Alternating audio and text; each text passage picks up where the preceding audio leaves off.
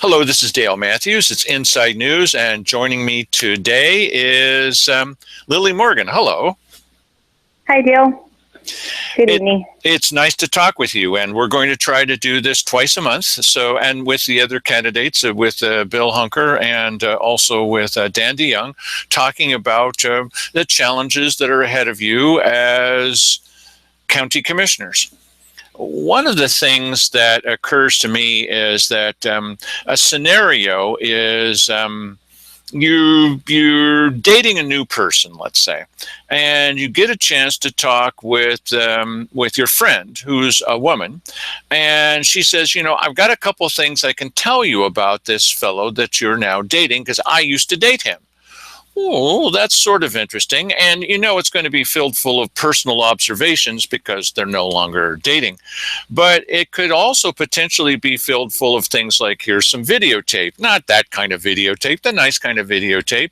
Here's a couple of letters he wrote. Here's some things from the newspaper. Here's a variety of sources of information that I happen to have about this guy because I clipped a couple of things from the newspaper that tell you a little bit about his background. And one would think that while you're going to evaluate his personality on your own, of course, because he's going to be a slightly different person with everybody, there's going to be parts of his personality that are going to shine through with you the same as they did for her. And I bring up this analogy because the staff at both the Grants Pass City and the county, they have a tendency to stick around for a generation. 20 years is not an exaggeration for the county staff. While commissioners, come and go.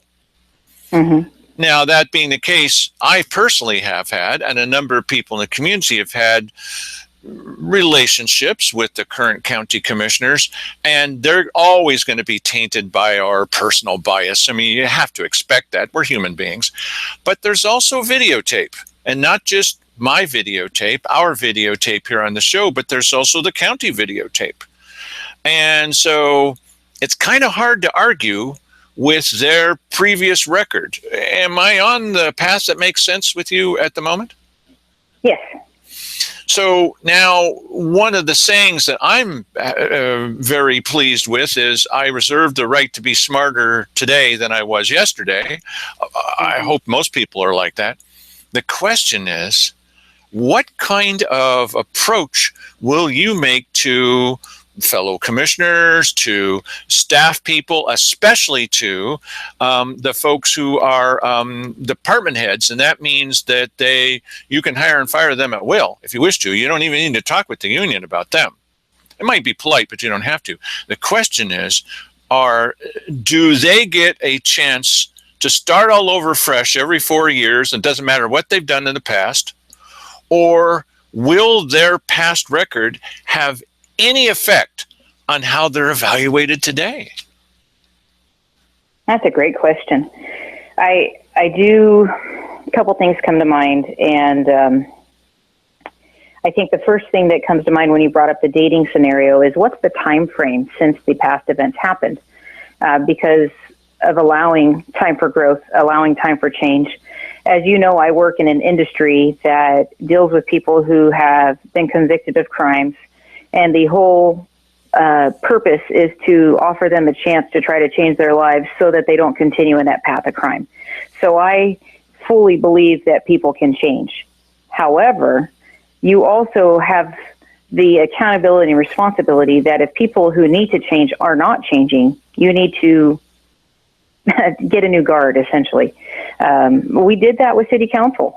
We rotated through a city manager and got some new managers in that role. The first thing that comes to mind when it comes to the county is that our charter requires the department heads to be evaluated by the incoming commissioners. And I have learned that I'm not going to take the word of the department heads on how they're doing. I think that it requires going to every level of the staff, the employees, the public, getting information from multiple sources, and then also coming back and talking to the department heads. It's curious how some commissioners interact with departments differently than other commissioners. When they're the liaison, some of them interact with more than just the department head. Others interact with just the department head. And when you only interact with just the department head, you only have that one frame of reference, and it's not always the full picture that you need to see on how things are going. For the most part, you are going to find people that are looking for a career. That, as I've studied in my schooling and just experience, it happens to be generational. Some generations stay in their jobs a long time. The younger generations have a tendency to move jobs more frequently and not stay in the jobs as long. And so it's one of those things that, based on employee needs, you're either going to have a turnaround or not. In the last few years, my department's gone through a big turnaround, and they've hired a bunch of newer folks, and they're going to be doing that in the next couple of years as well as some different people retire. So it's an opportunity to change the culture, to change kind of the direction that the department is going. Changing the culture. That is the big question, isn't it? Well, it really is. Yes. We all know that there are challenges with this current board. I mean, there's no disguising that. There are challenges with this current board, and we've had people even like SOS and Cuffs who said, we don't want you to support this levy because people don't trust you at the moment. They were pretty blunt about it. And they're allies on this thing about wanting to have higher property taxes. So do you really see yourself as a person that is going to set about changing the culture of county government? Really? That's my intent. I certainly think the first thing that has to change is the level of remembering that we're public servants first, that we serve the public foremost. And so how do we do that? With the changes in things. For instance, I had a conversation with my grandmother earlier today, and she was describing the last time she had experience with a product she was looking at buying. And I realized that she hadn't had experience with that product in over 40 years, and so her frame of reference was 40 years old. And I suggested that maybe technology has improved and since that time, and there's more education that can happen since then. But there's a balance when it comes to staff, that you realize that they have sought out training, they have education, things that they are experts in their areas, and some of them are highly efficient and oriented to serving the public with everything they have. We have some really fine staff that work at the county and that really care about their job, that aren't happy with what they see overall in government. They don't like the reputation that is there. That's right. And they want to see that change as well. Then you have other people that you're like, why are you still here? You have a choice to work here. Why do you stay when you're not making it better by you being here? Wow. And to me, that's really my expectation of myself. If I am not contributing to a way that I make it better, then I need to reevaluate why am I there. And, that's what I came to with stepping down from city council. My job was keeping me away more often than I wanted. I didn't feel that I could continue serving to the level that it deserved. And I realized with not being able to be there as often as I needed to be, that wasn't serving and being as efficient, and I needed to step down. And I knew it was only going to get worse when I ran for commissioner. So for me, even though I loved volunteering in that capacity, it was more important for me to do it with integrity and to walk away than to do it poorly. And that's my expectation of staff. That's my expectation of our department heads, is that it's not a guarantee. It's are you doing your job well? Now, every person goes through cycles. Every person has moments of burnout, and there's trainings that talk about a 7-year process with that. And so you have to learn how to motivate people through those opportunities, and you have to be able to respond in ways that gets the most out of them. But we're required to do evaluations, and it's not guaranteed that department heads keep their jobs. That's part of the charter's rules. Well, I'm going to warn myself and our viewers that when you say that you're going to talk to a department head hope I'm going to say this right, and ask them, why are you still here if you're not, doing the job in the way that it could be done? That's exactly the kind of thing I want to hear. So I'm warning our viewers and myself, just be careful anytime someone says something which is exactly what you want to hear. You sound 100% sincere. We've heard that before, and it's nothing about you, but I really want to believe that. And in science, when you get to the point at which you really want to believe something, that's when the alarms go off, So look at my record with it, Dale. And I'm gonna pull you to a different scenario. Yes, ma'am. I wasn't raised in a wealthy family. My dad's been a blue collar worker most his life. He was self-employed most of my life. At the end of high school, he went to work at the city, driving the sewage truck for the city and taking the refuse away. So he's still an operator at the water plant now. He works hard with his hands. He's done that my whole life. And that's the example I was shown, that you work hard. In college, I emptied trash chutes to pay my way through school. So it's not something that I feel that you have to earn your way. You have to work hard. So I have a philosophy of work ethic. But I also know that I didn't want to just do that the rest of my life. And so I worked towards my bachelor's degree. I didn't finish it initially. I came back to Grants Pass, and I had to keep working. And while I was working, I finished my bachelor's degree. And then I got hired on at parole and probation. There was a limit to what I could accomplish, and I wanted to do more. And that's when I ran for city council. In the process of running for city council, I knew I wanted to do more and learn more in different perspectives. So that's why I went to grad school for a business degree in management, because I wanted to make sure I wasn't just getting the perspective of government. When I applied for the supervisor job, I initially wasn't even looked at because I was told that my boss still viewed me in his mind as the person he hired 10 years before. And he had not given credit for the personal changes and the personal edification that I had put myself through seeking out outside things, through seeking out education, getting experience outside of just my work to improve myself, not because of them, but because I wanted to do more. And when somebody else pointed out and said, are you not looking at what she can do and what she's accomplished? She's visionary. She's a hard worker. Look at this. He was all of a sudden like, oh my gosh, I didn't see it. I still viewed her as that new kid I hired. And that's when I got the job. It took an outside perspective to say, you're not even seeing what's right in front of you and what's possible. So for me, I've experienced the other side of it, where somebody was viewing me for my past behavior as a new employee and not giving credit for all the work that I'd done to change. At the same time, a different scenario is city council. We came in, we had a city manager in place. We went through this process with the bus shelters that was horrible. Yes. And in that process, we started saying things need to change. The leadership needs to change in this way. If you can change with us, you can stay in this role. If you can't change with us, we're going to find a new city manager. And that's what we did. And we did it in a way, though, that was respectful and honoring the hard work that had been done, but at the same time saying, I'm sorry, we need a change. And there's a way to make a change and make a shift in culture without destroying what you have and without tearing apart the people that are doing it. But it's still necessary to be done.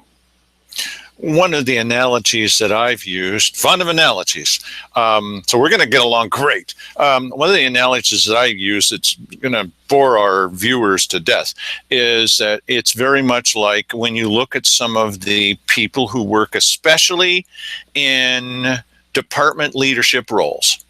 It's very much like a big vat of vanilla ice cream. It's great. And in the middle of the vanilla ice cream is a fudge swirl. The problem is, it's not fudge. So how much of that do you want to eat? And so there are people, and I'll assure you this, I'm not going to mention anybody by name, but all of our viewers know exactly who I'm talking about, so it doesn't really matter. But I'm not going to mention them by name because that would be inappropriate, in my opinion. There are some people that are doing a really terrific job in some areas, but they also have some things that they've done that are deal breakers, as far as I'm concerned. I mean, they're just, no, that's not okay to do that.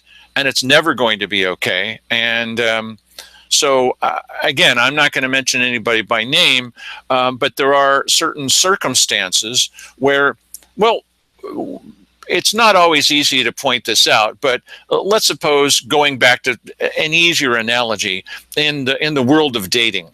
I'm not trying to date you. That has two meanings.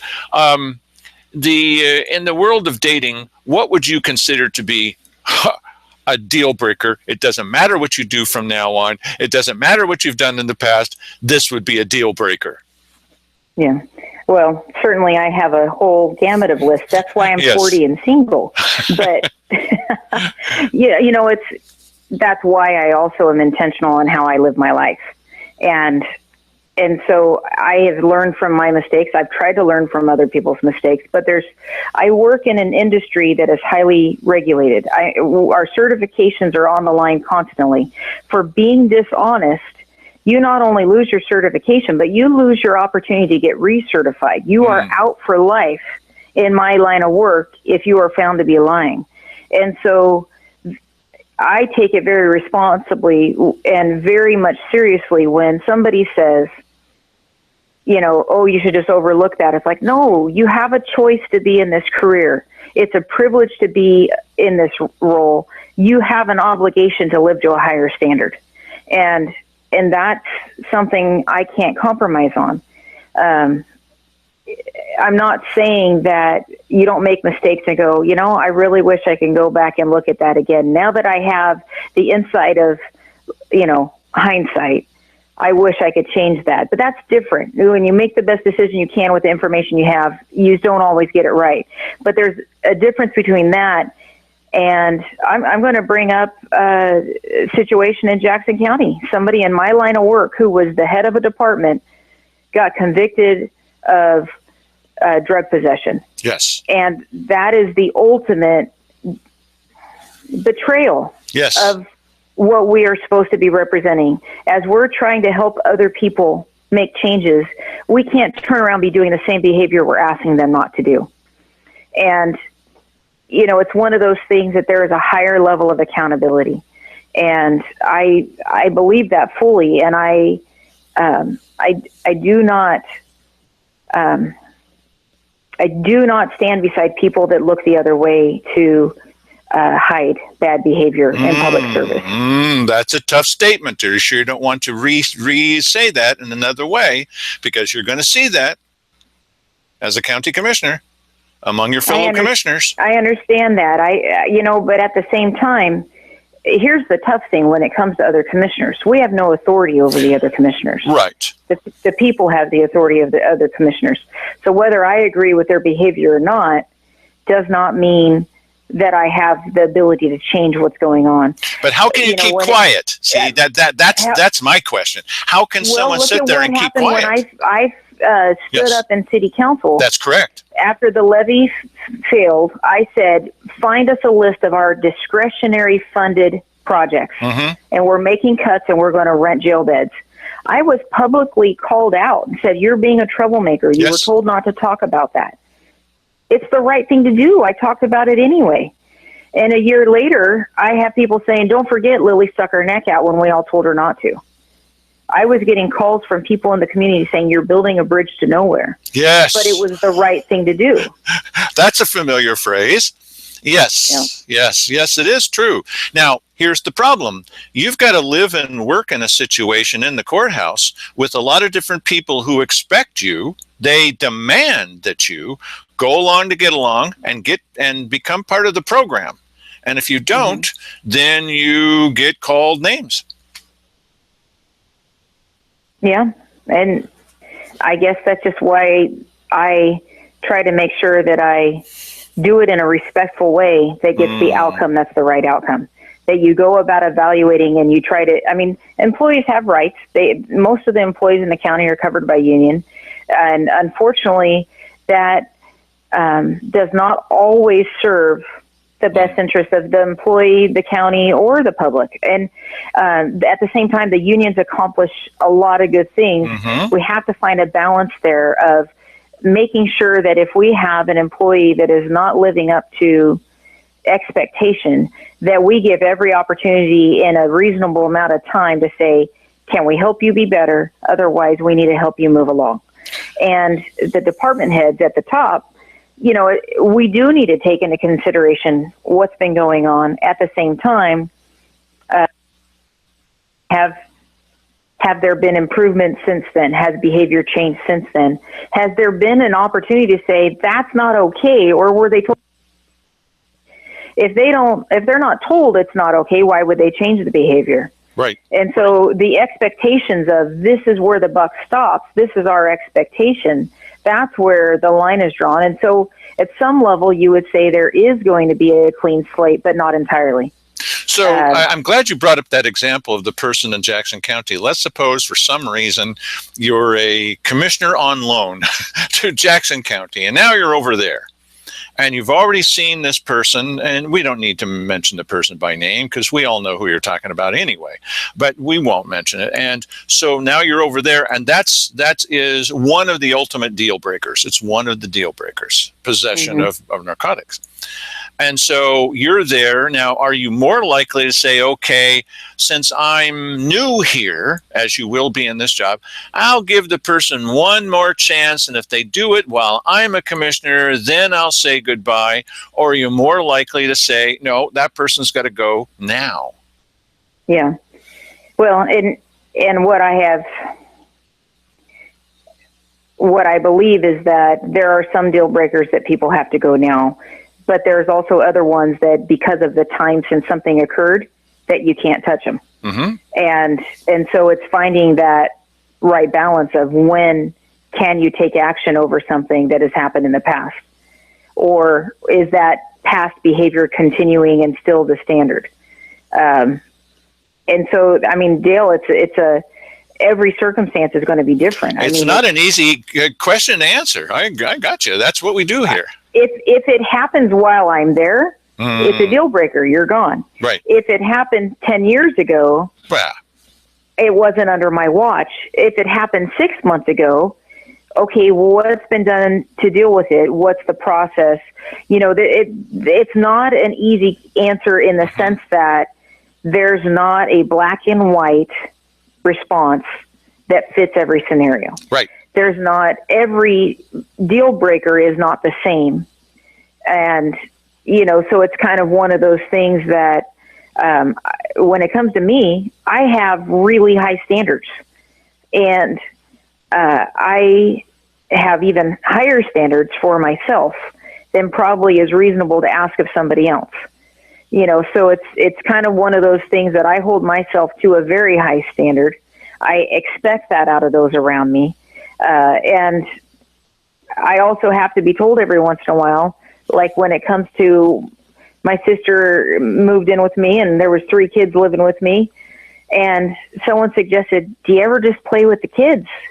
And it woke me up and said, oh my gosh, I'm trying to have everything in order all the time. I need to get down and just play with these kids. And so much more was accomplished after I loosened up on that circumstance. Now, I'm not saying loosen up on behavior of employees, but I am saying that sometimes you need to have a perspective different than what you've only known to get the outcome that you need.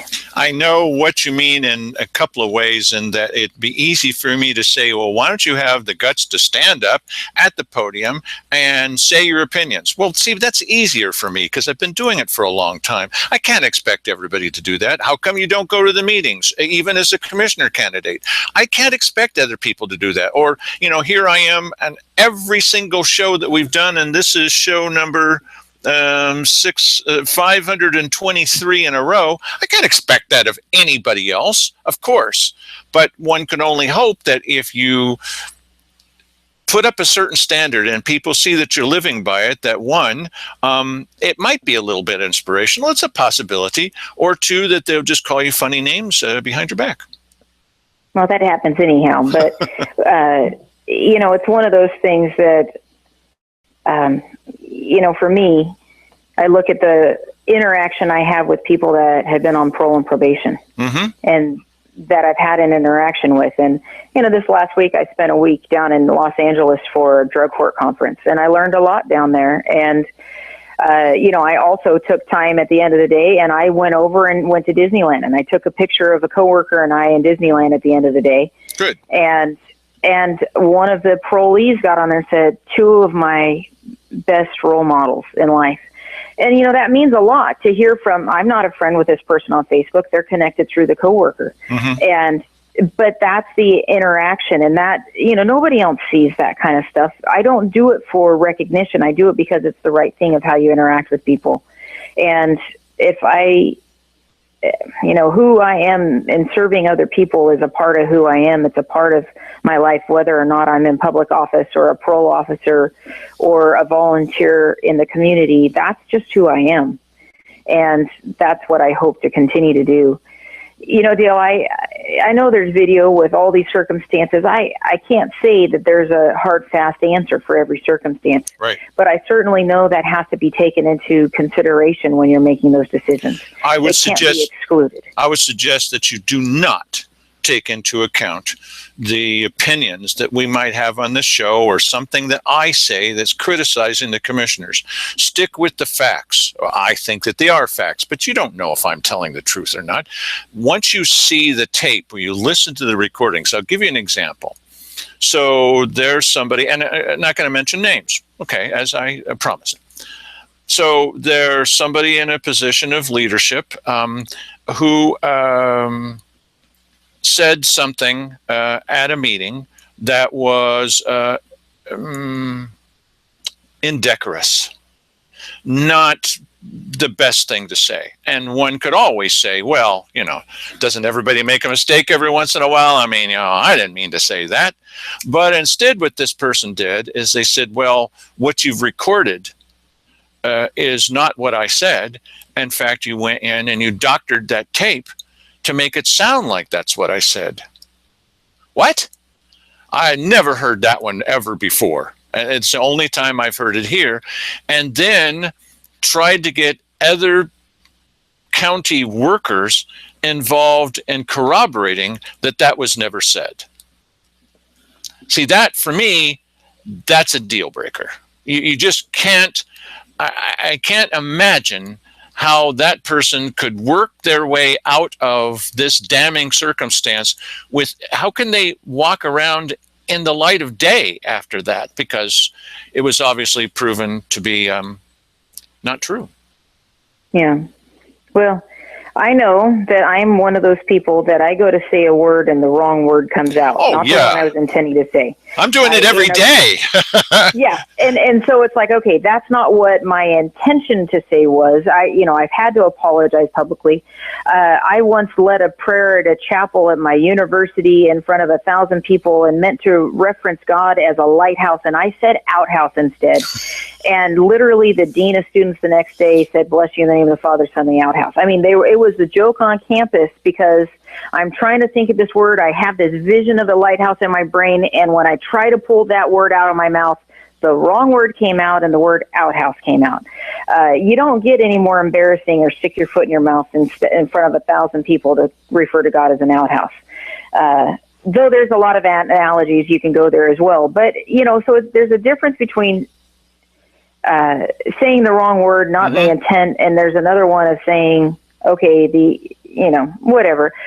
You know what I'm saying. That's not what you're referring to. You're referring to someone who blatantly says something and then says, no, I didn't say that. Yes. And then accuses somebody else of being dishonest. I know that we each have to be held accountable to what we do. Right. And I know that I have said something, and in my mind I heard this, and someone else said, no, you didn't say that. No, I did. So there are those times. I'm not making excuses for anybody. I'm saying that when I realize I didn't, I had to say, I did not mean that. I'm so sorry. This is what I meant to say, or this is what I thought I said. But you at least acknowledge that something's going. If you hear it on video, you're like, oh my gosh, where did that come from? I didn't realize I said that.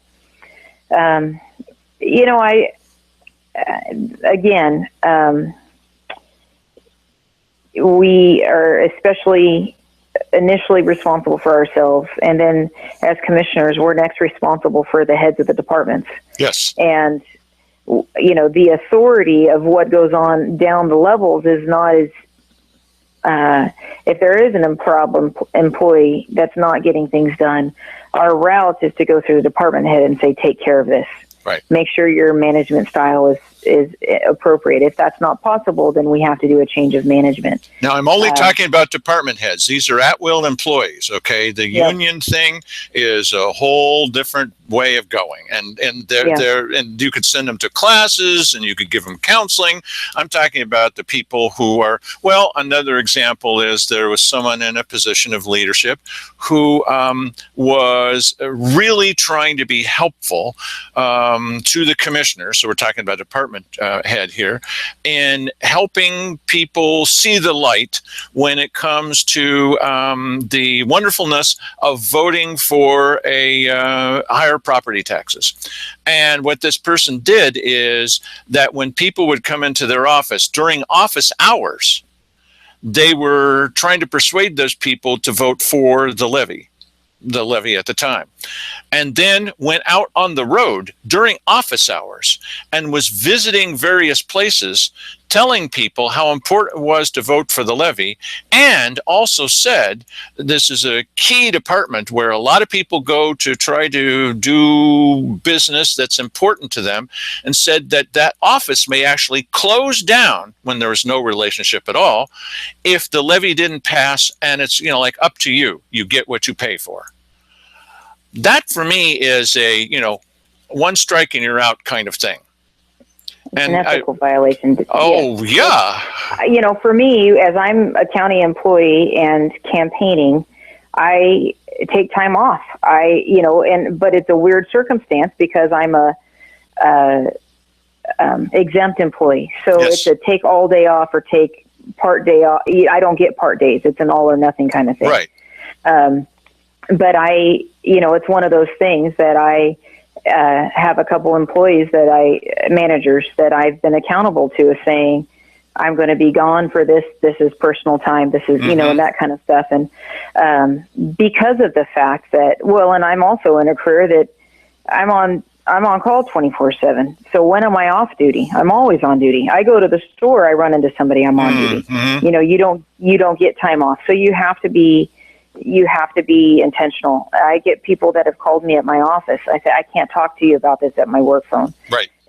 Call my home phone. That's ethical. I can't, and that kind of stuff. Now, I'm not, again, we're all human, things happen, but to have knowledge of somebody that's actively doing that. I was just told of another county this last week. They have somebody who the incumbent's not running. They've basically given their blessing to the specific person running for their seat. And that person is actively campaigning in staff meetings. And the person that's the incumbent has the ability to hold that person accountable and is allowing it. Well, that's totally uncalled for.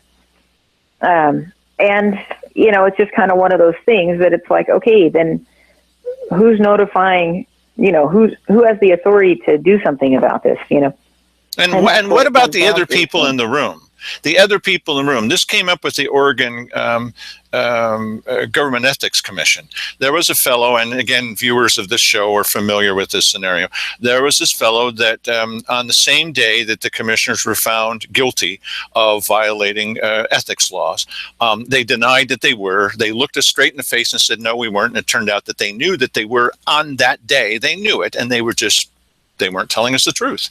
It's too bad. They just weren't. We know this now. There's no debating this. We know what the dates were.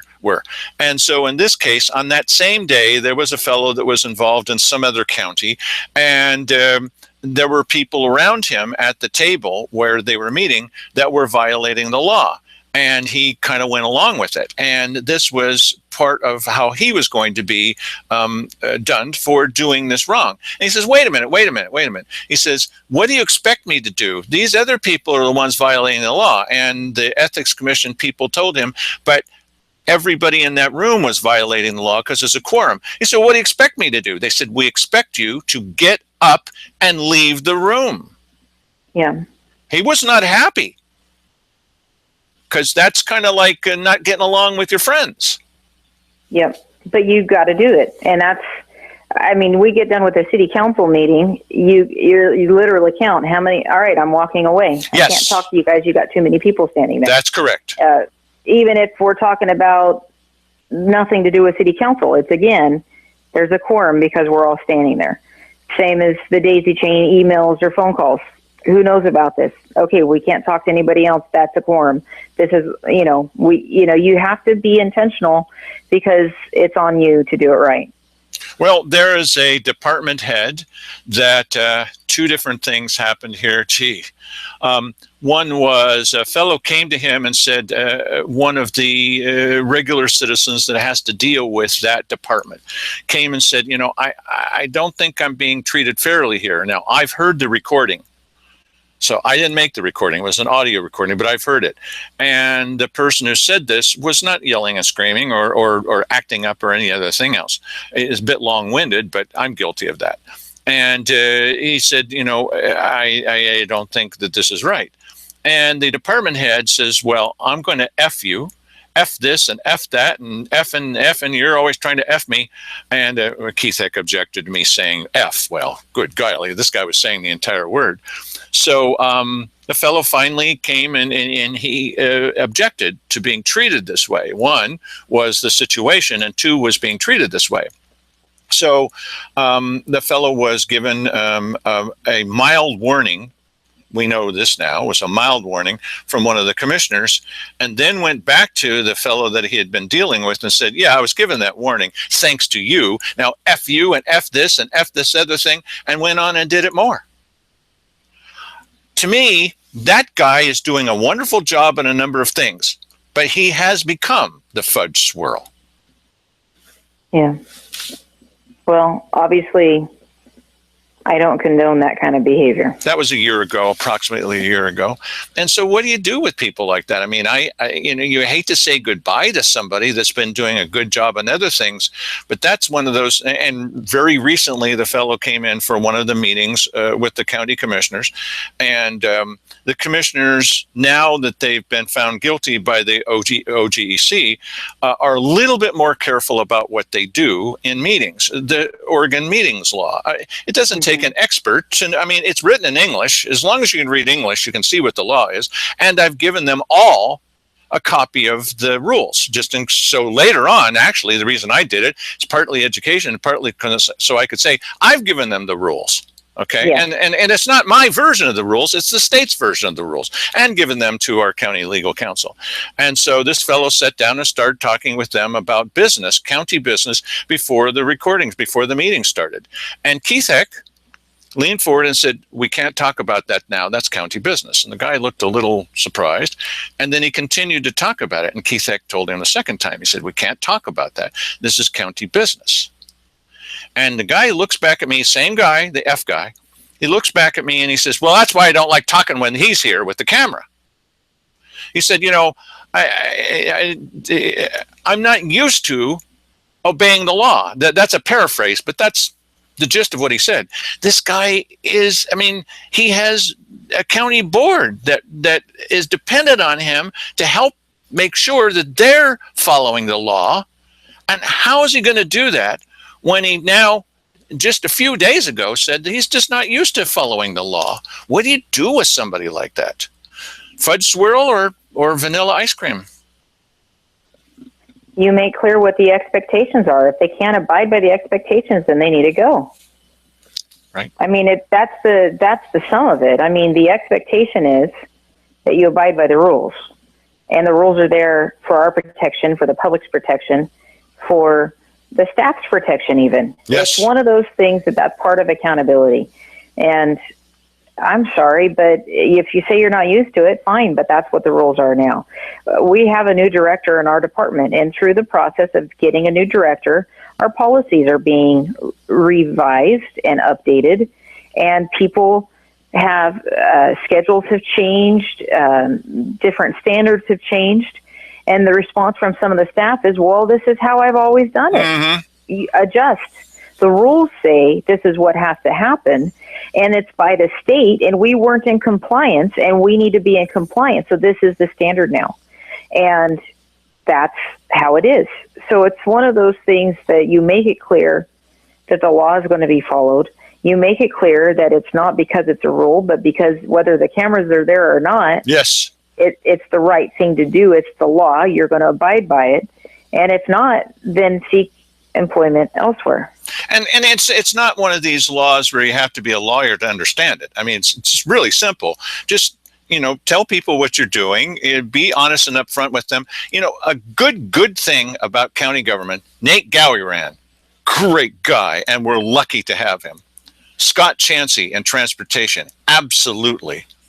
Tricia Myers over in the clerk's office, thank God. Okay, and we've got Wendy Watkins, who is the person in charge of serving you as a commissioner, of making sure that things get done and also interfacing with the public. Now, for every one of them, there's a corresponding person that is just awful, just terrible. F you and F this. Hey, I'm going to F you. Hey, don't say that to me.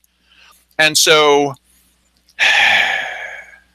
the analogy that I use is that you go away for vacation, you come back and you find out that 5 minutes after you left for your 2-week vacation, the refrigerator went out. Now, the question is, do you throw out some of the rotten vegetables or all of the rotten vegetables?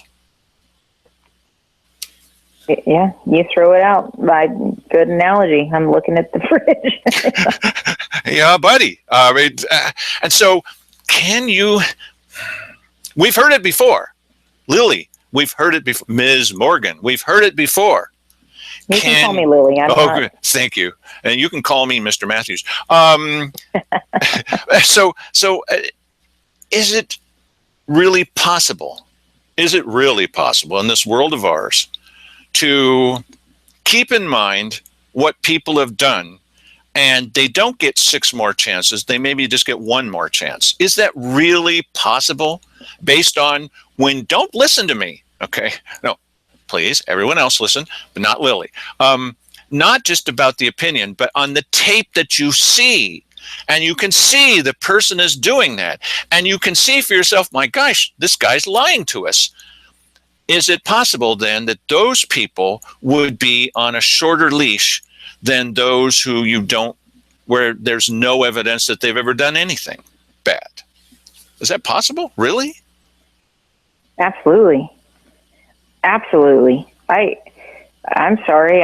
As a county employee, I'm aware of things that I don't like, and I don't see the standard. I also see people that I wish we had 20 of them because of how great of workers they are. Yes. And, it's absolutely possible. So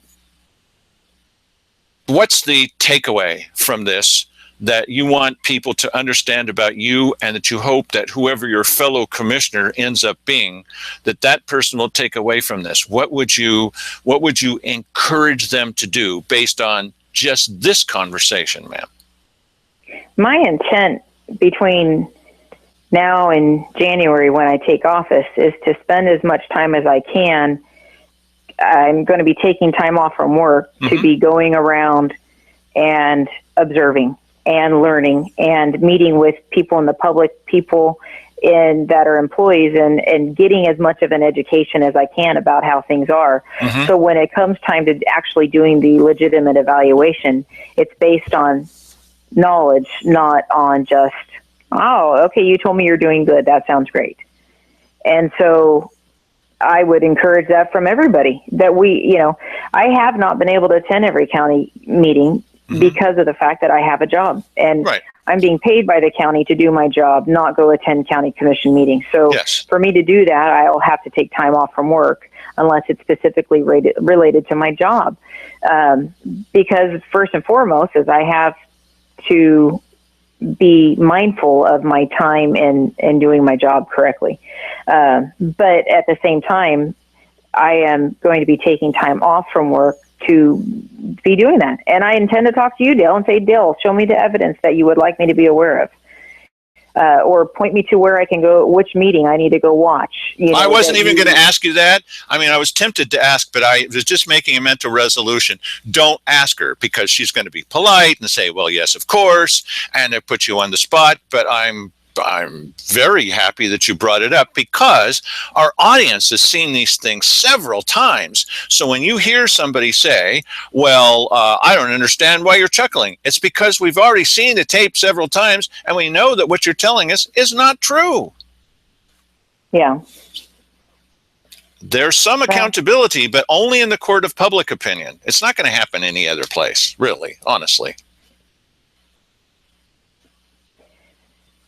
That's what accountability is about. So again, I know that I'm not going to just be talking to department heads. It's going to be talking at every level and really seeing how are things going, how are things efficiently being operated, and I'm going to be seeking out outside opinions, talking to the advisory boards. What's your interactions been like? What responses are you getting with do you feel that you have an effective role? Asking you, okay, there's things that obviously you feel that are important enough that you're seeing procedurally go wrong over and over. That's your big thing, is procedure. So right. What are some things that should be made aware of?